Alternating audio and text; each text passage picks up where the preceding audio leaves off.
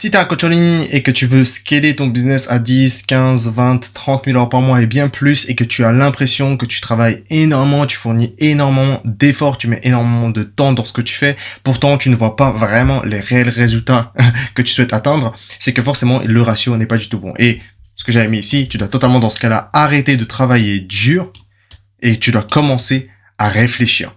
Okay? Parce que le problème, c'est qu'on pense que travailler dur va nous permettre de nous ramener au prochain niveau. Comme par exemple avec les méthodes. Ce que je dis toujours, et moi-même je l'ai fait, ce qui t'a permis par exemple d'atteindre de 0 à 5 000, de 0 à 10 000 par exemple, ne va pas t'amener inévitablement de 10 000 à de 5 000 à 15 000, de 5 000 à 30 000, de 10 000 à 30 000. Chaque chose en son temps et surtout chaque chose demande des nouvelles implémentations et des nouvelles choses à implémenter. Donc, comment vous dire que le tout premier mois où j'avais fait littéralement les 30 000 euros cash, c'était le mois où je n'avais presque rien fait. Okay, rien, nada, rien du tout. C'est-à-dire, j'étais juste là, je signais des clients, les gens venaient à moi, je prenais les calls, et c'est tout. Je ne faisais rien de spécial à ce moment-là.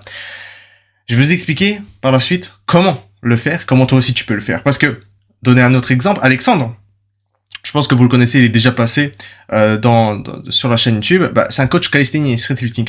Et une anecdote sur lui, c'est que le tout premier mois, il a atteint vraiment les 10 000 euros cash en sachant qu'il stagnait à 2 000, 3 000 euros par mois. Et comme j'ai dit toujours, chaque chose demande des nouvelles implémentations. Lui, typiquement, il stagnait énormément à 3 000 euros par mois, 2 000, 3 000. Et ce qu'il faisait, c'est des publicités Facebook dans lesquelles il redirigeait vers un challenge.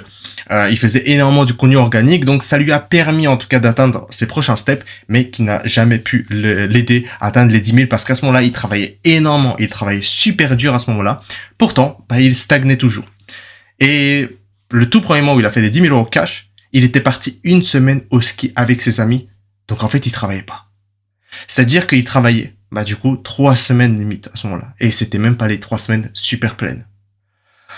C'est-à-dire concrètement que le tout premier mois, que ce soit pour moi, que ce soit pour Alexandre et que ce soit limite toutes les personnes que vous voyez sur le canal Wins, et comme je vous dis, c'est littéralement every day, tous les jours, ok? C'est insane. 6 000 euros en une journée. Le Torian d'ailleurs, il avait dit quoi? Il avait dit, il signe 2 clients par jour. Ouais. Je suis à 2 clients quasiment par jour, merci Upscale. Et là, il va commencer à scaler son business. Lucas, 6 000 euros cash. Painful, 2 clientes, Léo qui rejoint 1500, d'ailleurs il y a aussi un deuxième Léo qui a rejoint récemment, juste avec les quelques conseils, voici les premiers résultats concrets qu'on avait fait justement à un appel de lancement. Bref, ça commence à être insane, il n'a pas encore lancé la publicité, bref, je peux encore remonter énormément, mais juste pour vous dire que ces gens-là que vous avez vus sur le canal Wins, je vous garantis, sur tout ce que j'ai, ils travaillent 5 fois moins que vous. Uniquement parce que justement, ils appliquent justement les bonnes choses. Et surtout, ils savent très bien le faire. Ok? Donc, voici comment toi, du coup, aussi, tu peux le faire. Voici les 4 simples étapes pour faire travailler moins en gagnant plus. Ok? Et là, je pense que vous voyez où je vais en venir. Vous allez voir à quel point on va vraiment systématiser tout votre business. Et je vais pas simplement parler de l'acquisition client comme la grande majorité de personnes peuvent le faire. Ok? Même si ça va vraiment être super axé sur ça aussi. Parce que forcément, vous devez vous retirer à 100% sur le marketing, d'accord? Donc, première chose, donc les étapes justement de la structuration et surtout de délégation, systématisation, etc. Et pour donc faire plus, faire moins, pourtant gagner plus. La première étape pour ça, c'est trouver une preuve de concept. Donc, une preuve de concept, quelque chose qui fonctionne. Donc, le rôle du fondateur est de trouver des hypothèses qui pourraient fonctionner, les tester, et si ça fonctionne, étape numéro 2. L'étape numéro 2, c'est de systématiser. Donc, concrètement, aujourd'hui, dès que vous avez quelque chose qui fonctionne, ok, imaginons vous faites une tâche. Donc moi, peut-être que par la suite je vais présenter, mais j'ai pas donné d'exemple. Donc moi par la suite, je sais que très prochainement, je vais recruter également un assistant dans lequel lui, il va simplement mettre en place justement tous les KPI tous les jours, de manière quotidienne. Il va remplir justement tous les tracking sheets, 3 tracking sheets tout complets sur l'organique, la publicité, le KPI, donc du business global, etc. quotidiennement. Et du coup, jusqu'à présent, c'est moi qui le fais. Parce que je veux savoir comment optimiser tout ça, comment le faire correctement. Maintenant, j'ai trouvé cette proof of concept, je me dis, ok, en fait, je fais littéralement toujours la même chose et ça remplit bien et il y a pas de contrainte à le faire. Donc, ça veut dire que ce que je fais marche. L'ordre dans lequel je fais surtout marche. Donc, deuxième étape, je vais commencer à systématiser. Qu'est-ce que j'ai fait? J'ai commencé à documenter le process de début jusqu'à la fin de la tâche en question. Donc, deux choses. Il faut une version écrite étape par étape et une version vidéo, vous en train de réaliser la tâche. Parce que, pourquoi tu veux passer par cette étape numéro 2, donc qui est systématisée? Le problème, c'est que tu as quelque chose qui fonctionne entre tes mains. Si tu ne documentes pas, une semaine, un mois plus tard, tu ne te rappelleras plus vraiment de comment tu le fais, comment tu as fait ça, et peut-être le milieu du process, tu as totalement oublié pour réaliser au mieux la tâche. Et plus le temps passe, plus les performances diminuent car tu ne fais plus comme à tes débuts lorsque ça marchait. Donc là, on parle de performance vis-à-vis du marketing. Donc si c'est un setter, si c'est un closer, voilà.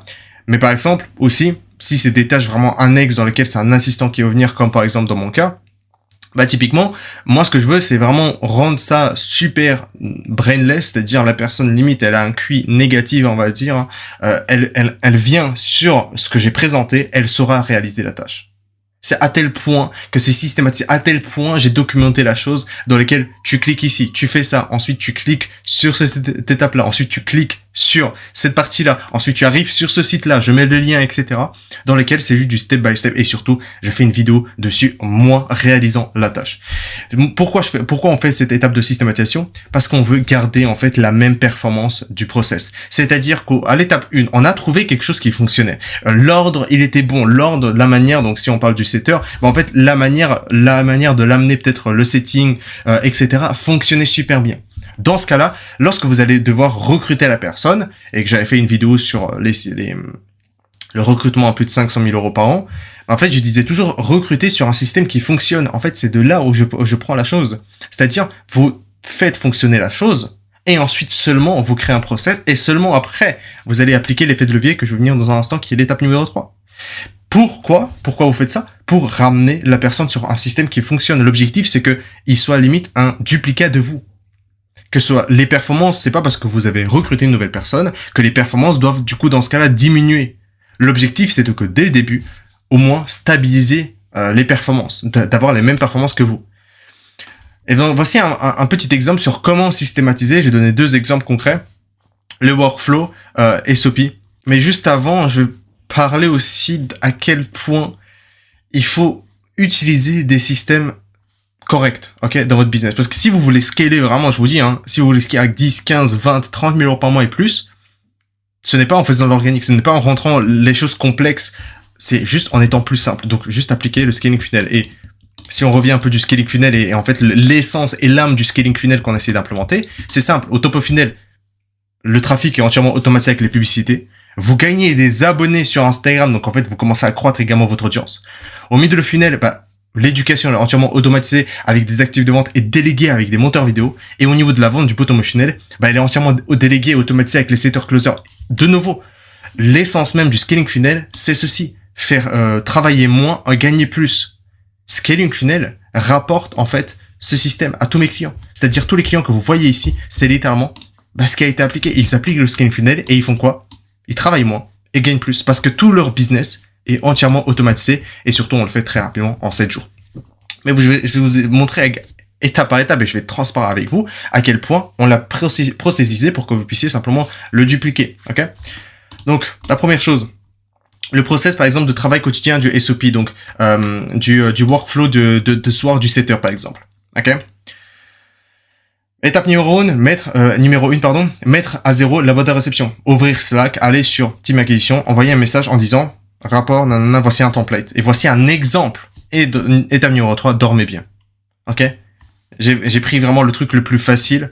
Ok? Je vais pas forcément tout dévoiler, forcément. C'est ce que je partage à mes clients. Donc, tout naturellement, je vais pas partager tout ça gratuitement sur YouTube. Donc, j'ai vraiment pris le truc le plus simple à faire et juste simplement de donner une vision globale. Mais pour vous donner un exemple, en interne, donc on a un onboarding workflow chez Upscale qui représente de cette manière-là. Donc, en fait, on a une vision vraiment visuel à quoi correspond littéralement tout l'onboarding, donc avec les images, etc., sur qu'est-ce qui doit être rempli, qu'est-ce qui doit le remplir, etc., des conditions, si oui ou non ça a été fait, sinon faire ceci, etc.